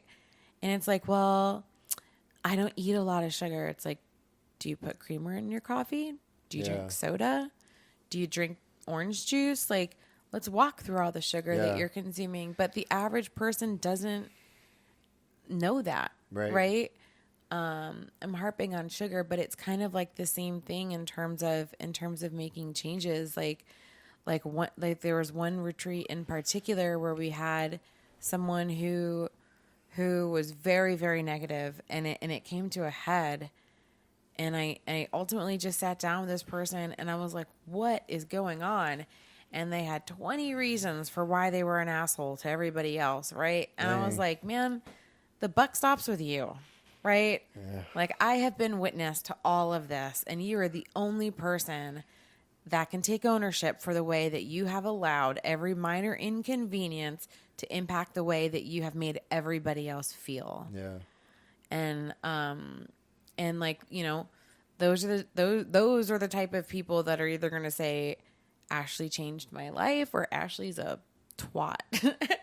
and I'm good with either. You know what I mean? I spoke my truth. I owned the environment that I'm responsible for as the host. And ultimately I delivered feedback with the intent of helping you become better, stronger, right? Less frustrating for everybody around you. Some people are oblivious to that. And I don't know. I'm probably oblivious to certain things too, but at the same time, it's when somebody's bringing something to you, it's kind of like what I was highlighting earlier. Like, they are, at the end of the day, they don't want to change. Like, I think some people do. Some people. Well, yeah, some people don't or do. Some people do. Well, I think a lot of people want to change, but there's also a percentage amount of people that do not want to change because there's a community within that space, right? Where they're like, misery loves company. Yeah, it's like where they're like, oh, I'm just blunt, or I'm just woe this. is me, like, well, negative attention. You know what I mean? So 100%. It's just like making excuses to justify why they don't need to change. And I'm pretty sure you've heard people say that often. Yeah. I'm just this way. I've worked at a bar for quite a while, and the amount of people day in, day out come in with issues, and, you know, like, I'm just there, and, like, I'm not drinking at all, like, at work, and I'm just watching, like, all these people, but they come up to me with all these issues and how they want to change and how they want to do this, but then the very next day, as soon as 2 p.m. rolls by, the bar opens. Yep. Yeah, and stay there until 2 a.m. And there's community within that too, right? Like we said, misery loves company, right? But you're not aware of that because that's one of the most, not you specifically, but in general, that's one of the legal ways to, you know, deal with whatever, right? Is like have a beer, you know, and I think within prescription reason, drugs as well. Yeah, and that's been more commonplace. And I remember when I first started to, because I went from a time where, and I'm not ragging on my parents by any means, but it just wasn't in the budget, right, to take us to the doctor all the time, right? And so I didn't go, but I remember, like, when my mom got back surgeries and stuff, I remember seeing, like, the common space of, like, pharmaceuticals. And before you knew, like, you know, other family members had it. Like, you know, they would go through surgery or whatever, and they were just given, like, just whatever, right? Like, whether it be Percocet or whatever the case may be for whatever. And it's like at some point, like, it wasn't there. It was more like natural remedies. And then it shifted into, like, just this pharmaceutical space where it was just, like one from like, I don't know, like the medicine cabinet to just be on the table. Yeah. You know what I mean? Yeah. Yeah. And it was just very common, right? And yeah, so to see that and then to see the commonality around it, and then fast forward, like it and nobody really seemed to ask the questions. And I know it comes with like warning labels on it, but a lot of times it seems like when it's prescribed, it's like, well, here's this list of, but that usually doesn't happen. You know, there's just, and people, I'll speak for myself, put all this trust in a third party, whether it be a doctor or physician on some level, that you just take them at their word, right? And you don't really question it until it becomes a habit, and then you know, you're trying to wean that shit off. So I think unless you're aware of the potential outcomes, you trust your doctor, right? And like, I broke my ankle in 2021, I think was the year. Yeah. And skateboarding. Yeah, skateboarding. It wasn't my fault. Some little kid snaked me. I didn't just fall, but take accountability. Yeah. Talk about taking ownership. But anyways, the doctor prescribed me oxycodones, and I was like very clear-headed. I was like, I don't want these. Yeah. I'm not taking these. Save the prescription. And he's like, you're going to be in pain. I was like, I'll take a fucking ibuprofen, you know? I said, I don't want these. Don't prescribe them. And he's like, I'll give you 5. Just take them home with you, you know? And I'm just like, fuck, man. And so he did. He gave me oxycodones and then prescription strength ibuprofen. I didn't take the oxys. Yeah. Seeing firsthand what they can do to people. And I would rather be in pain, you know? Like, and I have a painfully addictive personality. Like, I know if I took something and it made me feel really good, or however it makes you feel, I don't know. I've never taken them, but I could just see myself being like, let's party, you know? Yeah. And so being aware of that, I can mitigate it, right? Being honest with myself, I can mitigate it. But my point being is, like, I'm very confidently telling the doctor I don't want these, and he forced me to take the prescription, to fill the prescription, right? I'm just like, fuck, man. He's kind of like, you don't know what you're talking about. You're gonna be in a lot of pain here. Yeah, it's okay, little girl. Yeah. I did get into a lot of pain, but I still didn't take them. So yeah, it's pretty wild. The cocktail I got when I got out of the military, going to see just mental health, and I just ended up, I knew I wasn't gonna take anything. Was ridiculous. Like they give me Ambien for sleep. Was it something else for my mood? I can't even think of it. But then they also gave me like Xanax to take, like Zoloft, was it Zoloft? Zoloft, yeah. That's Zoloft. usually a common one. Yeah. Mm-hmm. Yeah, Zoloft and Xanax. You know, and I don't even know, like, but I mean, if I would have taken that, like, as soon as I got out, like, yeah, it would have who been. knows? Yeah. Yeah. Like, I wouldn't be around much longer. You know what I mean? Like, it's pretty wild. So I wasn't asking for medication. It was just something they were recommending, because I went straight to a TBI clinic, and I was like, could we just do therapy or something and do like a holistic approach? And they were like, well, yeah, if you want to do that. But I remember my doctor calling me, asking me if I took these things and stuff like that. And then I remember they didn't see it in my labs. Why aren't you taking this? I was like, because I don't want to. I'm not going to take it. Right. Yeah. You like, can't make me. Eat a dick. Yeah. Yeah, I was opposite. I took everything they sent me, they gave me. And it was, again, like trusting, right? Like I was in this place where it was just like, and I'm glad you had the presence of mind to not take it. But one thing I did have, and I don't know how I had this clarity to think about it, but when they were offering them to me, I remember thinking like, I'm going to take these, but this is temporary. And I think that like allowed that, and on top of like being on the pills for a while, and then like, or this cocktail, right? Like Sandy asking like, what's the, like, I forget what word she used. But she was pretty much like, what's the plan to get off of them? Like, what's the treatment plan? Yeah. And she asked it a couple of times, and that kind of triggered the thought again, right? Like to kind of revive that thought. Like, shit, I did say these are going to be temporary, right? Yeah. But it wasn't until like after, and to be fair, I really do feel that they exacerbated my symptoms, my suicidal ideation. 100%. But at the same time, I got to be fair, I was also still fucking drinking. So I'm pretty sure that didn't help at all either. I'm sure it didn't, but you'll see even now the side effects of many antidepressants is increased. Suicidal ideation. Yeah. Yep. Yeah, so I'll tell you a really quick story. I'm very long-winded when I do talk. Go ahead, I don't man. talk often. I take the scenic route too, man. We got time. So my brother had committed suicide in August of 2022. Coming up on 2 years. Well, I didn't find out until afterwards. You know, he had stopped taking his medication. He got diagnosed with schizophrenia. But he had stopped taking his medications and just went on this downward spiral, and it ultimately ended up taking his own life. Yeah. We personally, like, I know other people like where they've come off this medication and they don't want to take, for some reason, they don't want to take their medication anymore. Yeah. And then they're literally like losing their mind. Yeah. Yeah. Yeah. I'm sorry to hear about your brother, man. That fucking sucks. I'm not trying to cut you off, so if you No.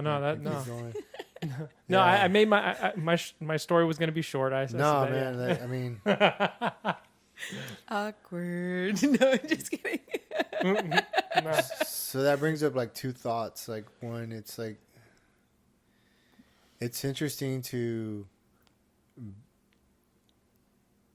for myself to like. So I'm gonna say this, and then we'll go back to it. Mm-hmm. But I know, or I don't know what, but I did feel like I was going insane when I got off of them because I went cold turkey. And if I'm being honest, I said this before, and I don't recommend it. I teach their own because I don't think everyone should even be on cannabis either. It's not for everyone. Having said that, like I did use that to taper off like some of the effects of it. I didn't look that up. That's just kind of what I did intuitively, and it worked for me. But having said that, like, but I've been, it's crazy to see. Have you ever seen the movie Collateral Beauty? No. It's with Will Smith prior to the slap.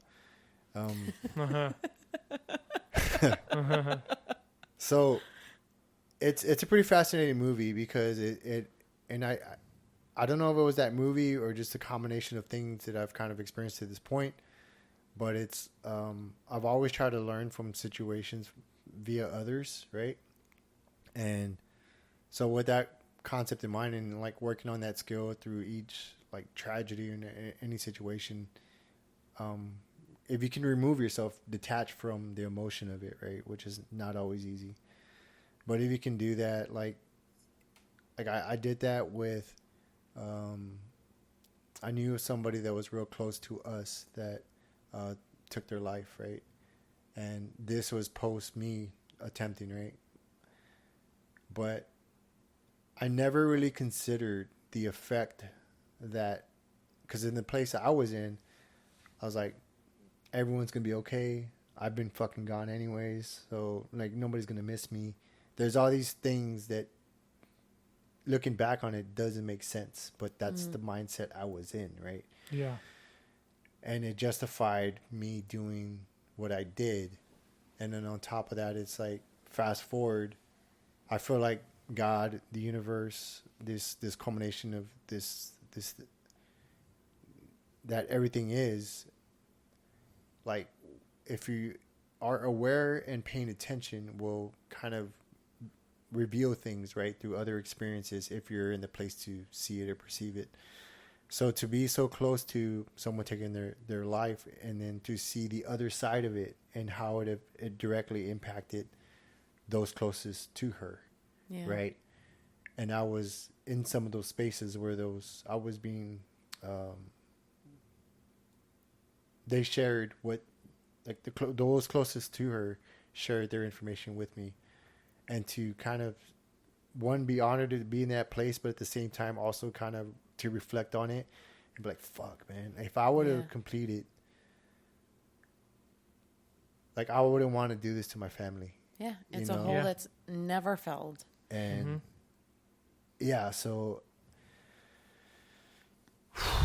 yeah, I think it's a hard thing to really bounce back from for some people, you know. In my personal experience, not with my brother, but through another family member, like right when I had got out, like just seeing like how it affected some of my immediate family.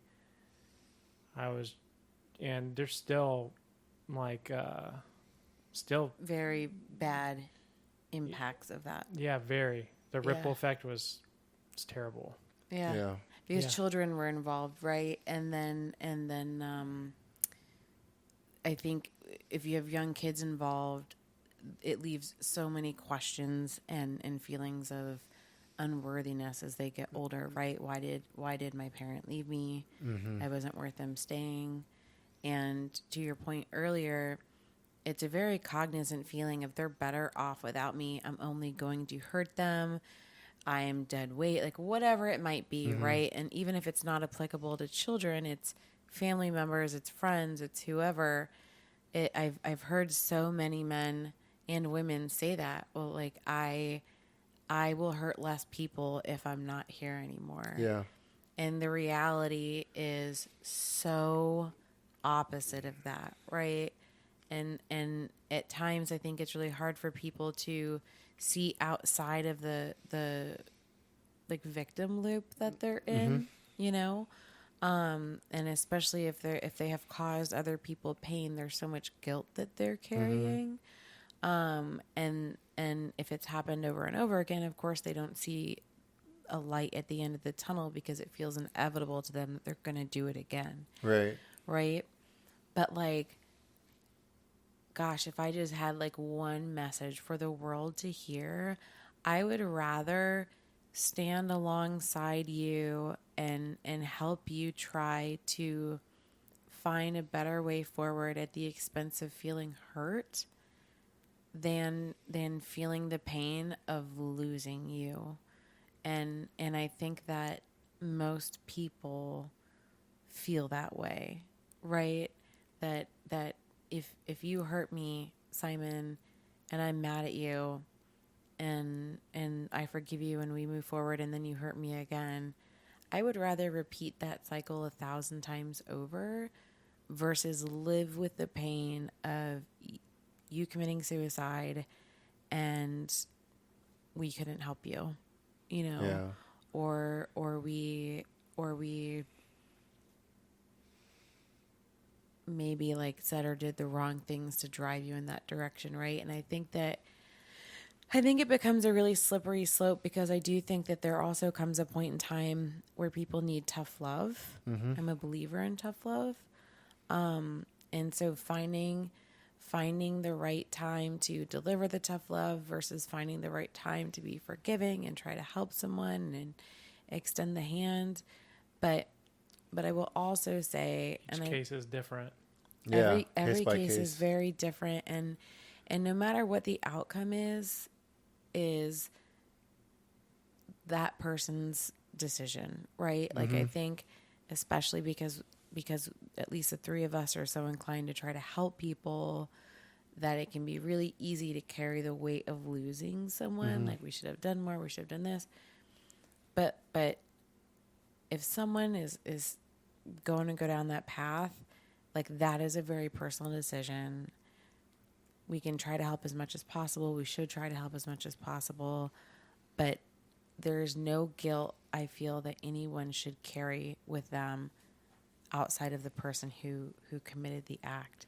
And that's also a hard thing to let go of, right? We talked about letting go. But it's part of that forever hole that can't be filled is those what ifs. What if I did this? What if I said this, right? And I think it takes just like a painfully powerful person to not carry guilt with them. And then who knows how long it takes to let that guilt go, If they even do. if you ever can. Yeah, I know. And it's like shifting, right? Like the way, and it's all part of the work, right? Like everyone has to go through it, and they have to forgive themselves for whatever they did or didn't do prior to that event. And it's easier said than done, but it's like shifting how you choose to move forward, right? Do you move forward with this person and forget about them, or do you move forward and try to remember them? And it sounds like, whether we realize it or not, you guys probably realize it before I do, but that's what we're kind of doing now. We're just maybe not just remembering, at least for me, I'll speak for myself. Like, I have known people that have taken their lives, and I've even had my own personal experience with that. But it's like, and that's one of the reasons for this podcast, is just to talk about it from a different place, like I talked about earlier. But it's also like kind of reframe or re-imaging the way it is, and like shifting the way you see that event, and you could either learn from it and like try to help others, or you could try to just let it consume you, right? And that's it sounds detached and it sounds fucked up, but that's all a choice that we all have. And there's one thing I learned is, like, you can't always, my mom used to say this all the time, was you can't take a horse to water, you can't make him drink. But it's the same thing, right? And it's just like identifying that line, right? And because it's self-preservation, right? Because how else do you continue, I would say a big thing also with going through like a traumatic experience like that, would be who you surround yourself with. It's a huge thing. It was a huge for me, because I'm not overly emotional at all. It's something I struggle with to this. It's something I struggle with.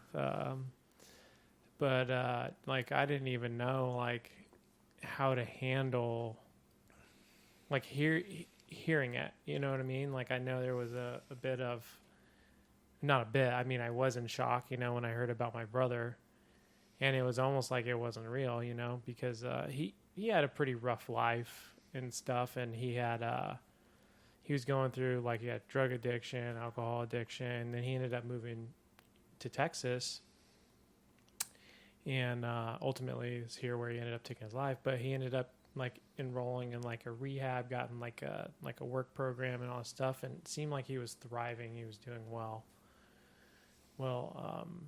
I think he had something happen at work, right, where he couldn't work a specific shift because he didn't have a car or anything like that. You know what I mean? He's just trying to live his life. Right. But the guy that worked at the shop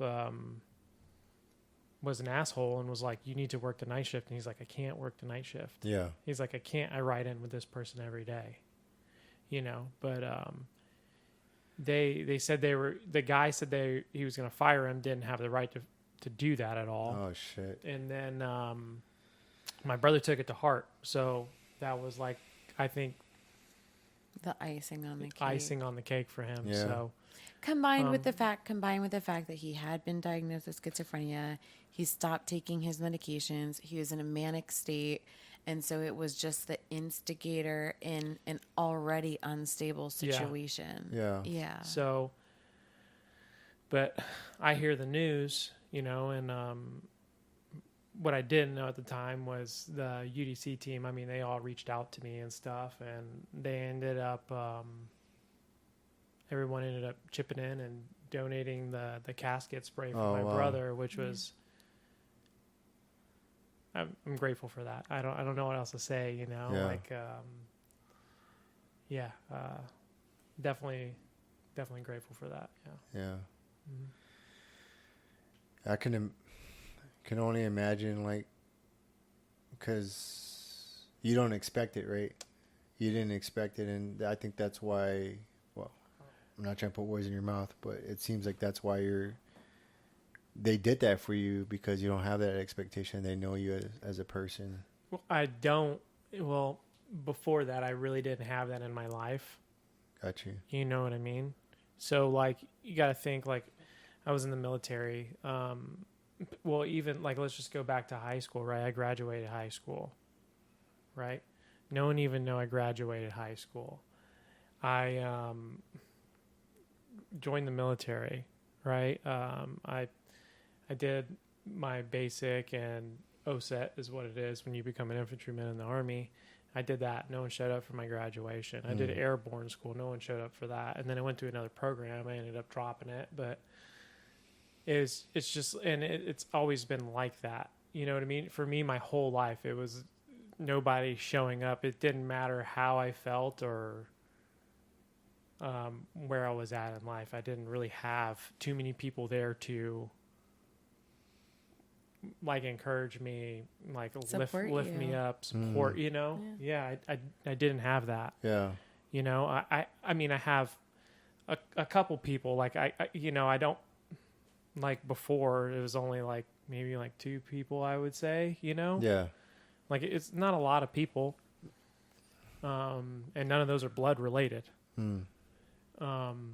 Well, I guess there's a couple that are blood related, but you know. But it sounds like those 2 or handful of people are like tight, like where they're quality, good quality. They're quality people, but for me to be on the UDC team and them to do that for me, you know, and I think this was before I had an Instagram or anything.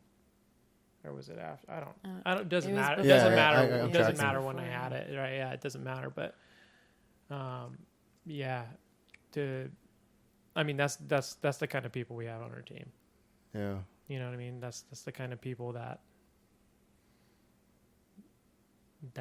I love. Yeah. Yeah. And that's kind of like the.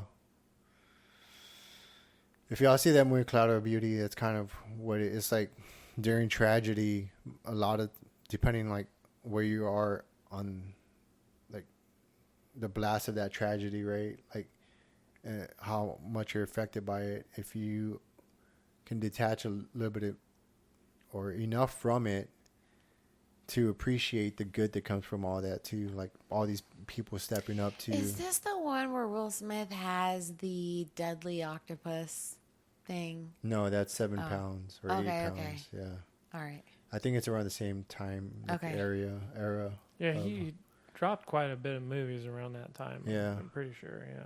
I know which one you're talking about. Yeah. I was gonna say that I have seen that one. That's a good one. Yeah. Yeah, that's a good one too. And that's kind of going back to guilt and shame and all these things that kind of come with it. Mm-hmm.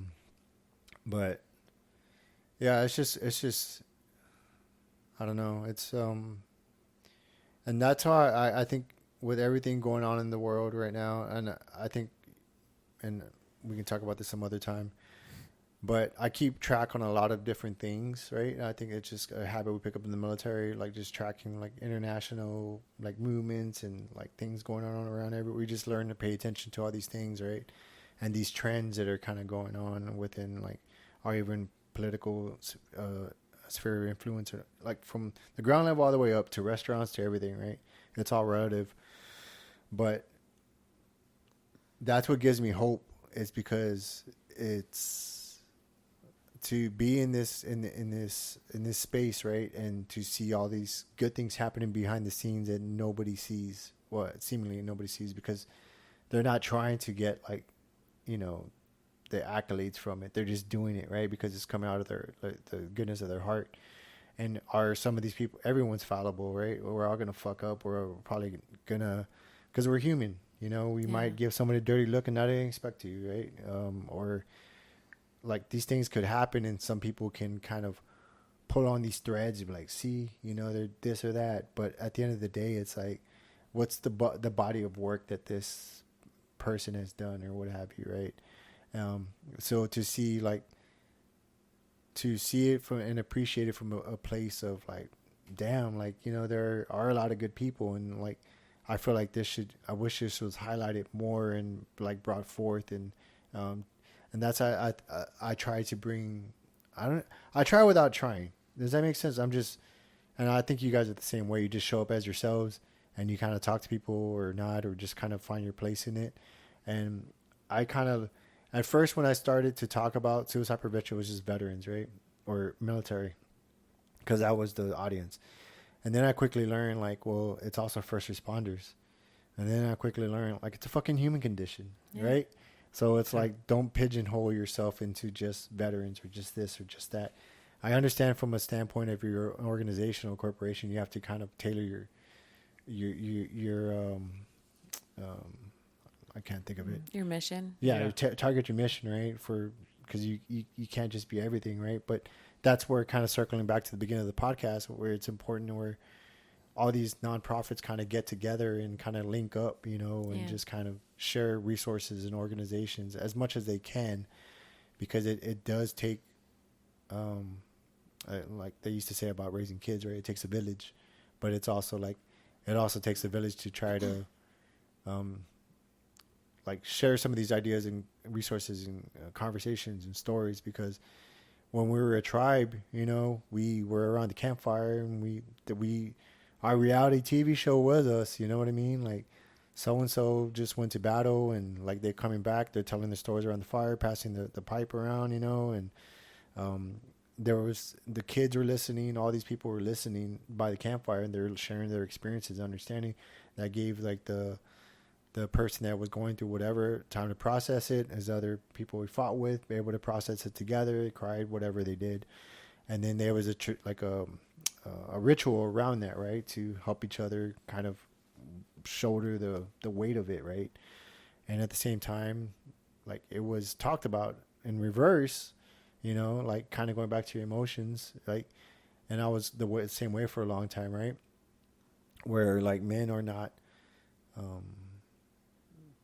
like, if a man starts crying, another man doesn't know what to do. It's just like, whoa, what the fuck? Like, start moving around and shaking and stuff, because it's uncomfortable, because we weren't taught how to deal with that, right? And there's a time for that. And I've told my son before, like, it's okay to cry, time and place, right?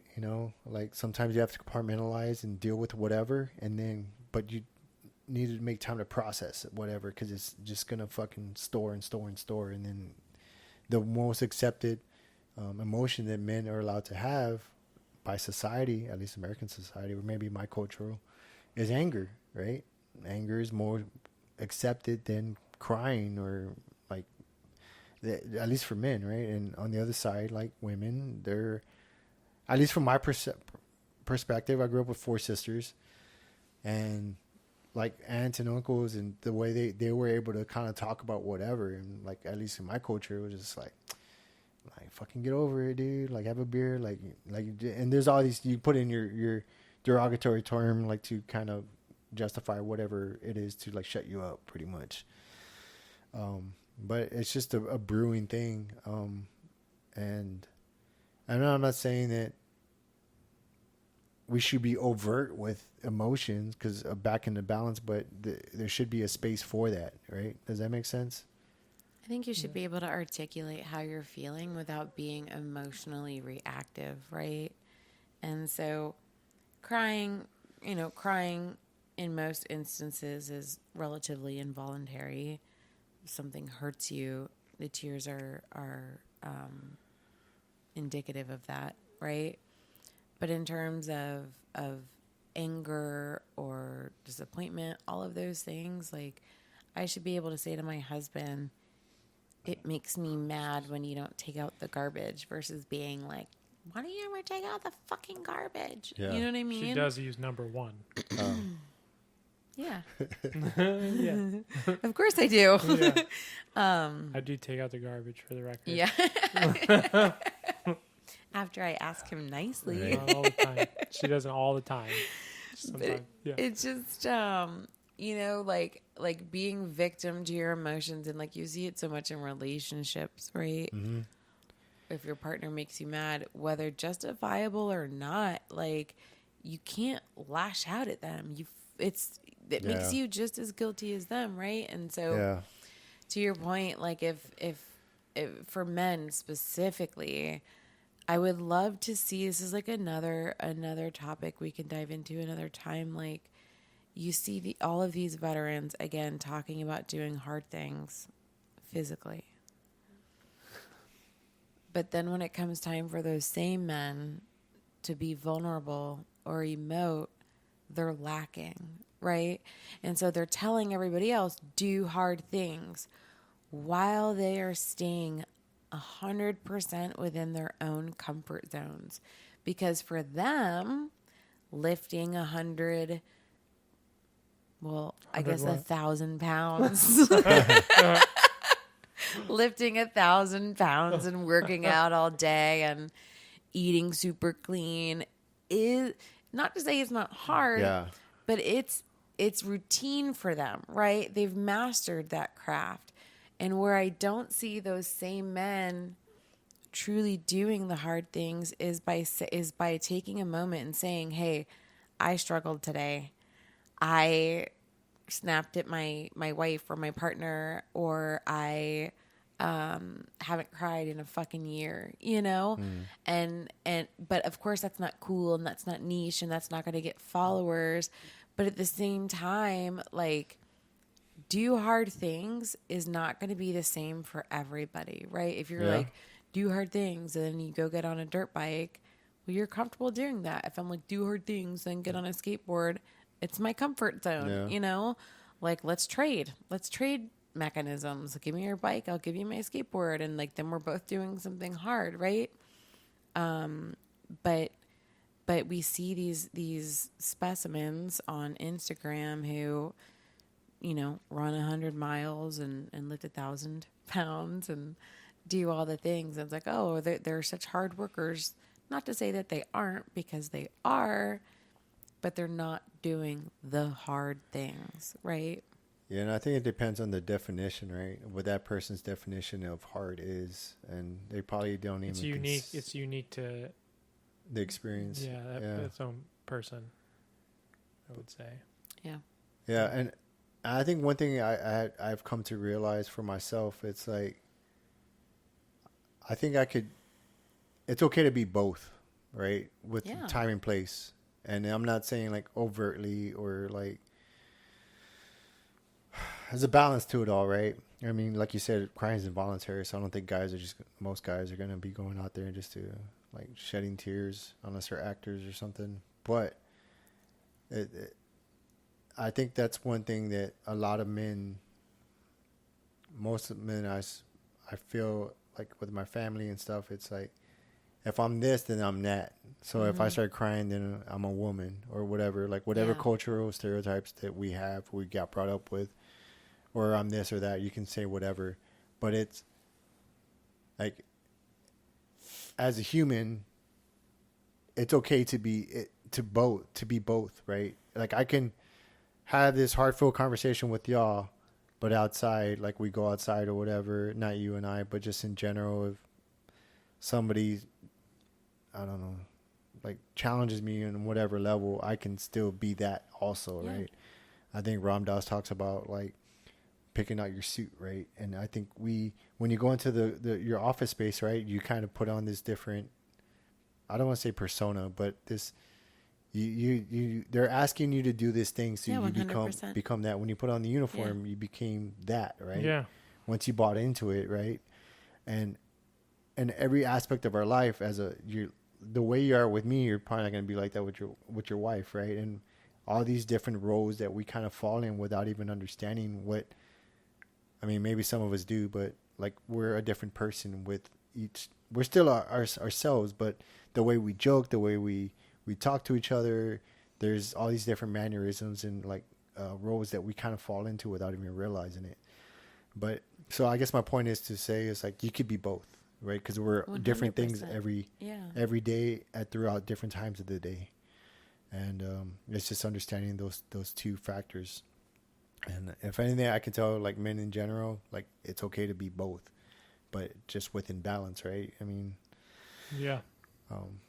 I think for veterans coming out, and I'm pretty sure it's the same for first responders, you know, like you don't really have the time to emote. Right. Like it, right? Yeah.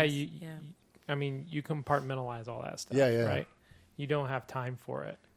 So, I mean, if you've been doing this for years, you know, some people decades, right? Like, it's that much harder to do it. Yeah. You know, so where, like, when do you learn that?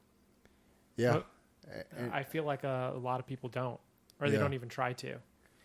Self-awareness. Yeah. Yeah. And yeah, I mean, I did it for 20 years, and the only times that I would, so I got to highlight a couple of things because I don't want to be just naughty when people lose their cool and stuff in relationships. That used to be me, you know? I'd fucking like raise my voice, do all these things, right? I was acting like a toddler. At the end of the day, it fucking sucks to say because, you know, it hurts my ego, but that's what I was being. I had no control of my emotions because the way I was brought up was like, that's like you like protecting your respect. You're keeping that respect in whatever way that is, right? And that's the way I kind of carried myself in the world. I didn't know in between. It was like not really understanding like how to talk things out, have all these tools and how to actually process it like an adult. It was just going from like 0 to 60, right? And like, especially when it came to men, right? Or just other guys or whatever. And alcohol didn't help with that. But with that, it's also like, yeah, like when do you have time to do it? Like anytime, especially like towards the end there when when my mom died, when I started to cry, like when I started to allow myself to cry, I remember like I remember like punching myself because I was like, well, fucking cry, you know, like, but it's like, what is that, right? Like there's something there, but I didn't understand that then. Right. And it's just like, it's not having the tools. Right. And it wasn't until I retired and I went through these different programs that I started to understand what was going on. Right. I started to understand what the tools were and like the processing and kind of being like self-reflective and, like just seeing things as they are and not like really how to do that. Right. And then through that, when I retired, I kind of took a break from government and the military and all these things for various different reasons. And through that, I continued that process, right? I continued to ask those questions and like listen to different philosophers and ideas and read different things and have these conversations with people. And just through like self-reflection, I came to understand it. And it is different for each person, right? Because they may not have a spouse that's supporting and able to hold space for them. They may be just in a jacked up, you know, mental state as the other person because we do influence each other both negative and positively. And we're both kind of doing this thing for 15, 20 years. Then just becomes that, you know, it's not healthy, but at the end of the day, like, yeah, I do understand like it's different for every individual by their experiences to that point.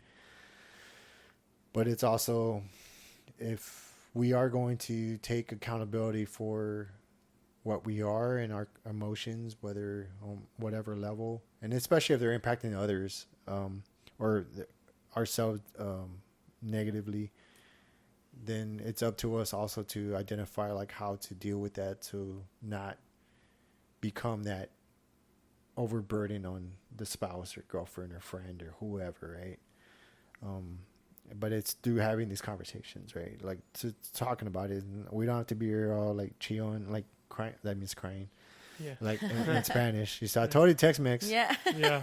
But like it's like, all right, well, okay, we're not these things. Or how do we meet in the middle? How do we understand these things? And it's not like there should be some type of ritual around it, like something that is done like within families to allow that space to be shared or expressed, and that's holding space, understanding, and at the same time, like that's breaking the cycle by whether the father figure in the relationship or just the male figure that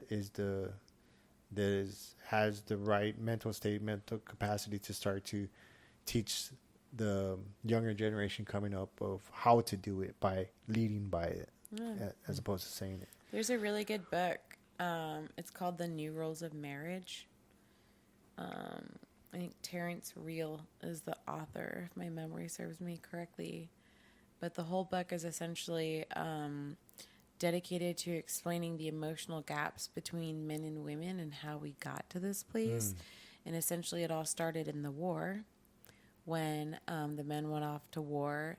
And historically, women were the homemakers. Marriage was a financial decision. Men had autonomy to go out and do what they wanted to do. There was no repercussions because they provided. And then after they went off to war and women were forced to show up in the work industry and they found independence and they learned, I can do this on my own, and men came back from the war, women had evolved so much during that short time because they discovered so much into who they were, that it created this ripple effect, right? Because now all of a sudden women didn't need men to provide. So the men's role in relationships shifted and women wanted an emotional partner. But men didn't have the tools necessary to be the emotional partner that women needed, right? And that takes generations to shift, right? Because those men that had low EQ and had gone off to war, they're not teaching their children how to be emotionally intelligent, how to recognize your surroundings, be self-aware. And so it was their children get older, right? And because society was putting more pressure on them, then that next generation, which is our generation, kind of starts figuring things out, right? But in the meantime, that's when feminism came into swing and the pendulum shifted too far in one direction because men and women clashed, right? And so now, you know, as everything does, the pendulum is coming back and too far into the other direction, right? We're almost in a world where men are a little bit too emotional sometimes. Right. Not our generation, but 2 generations underneath us, right? Like there, at least in my perspective, and I know that everyone's perspective is different. This isn't a political statement in any point of view. It's just a psychological observation. So no one get mad. But like men are no longer needed to be the providers or the protectors. And so, you know, more men are choosing to be feminine and choosing to play a different role. And I see the pendulum, you know, swinging back and forever back and forth. I'm sure it will go, because there will come a time then, of course, where we need more strong men to provide for us once again and protect us once again.